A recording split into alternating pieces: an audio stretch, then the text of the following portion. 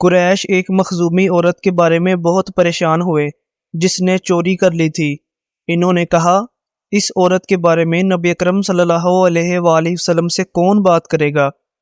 پھر ان میں سے بعض لوگوں نے کہا، یہ جرأت صرف اسامہ بن زید کر سکتے ہیں جو نبی اکرم صلی اللہ علیہ وآلہ وسلم کے محبوب ہیں۔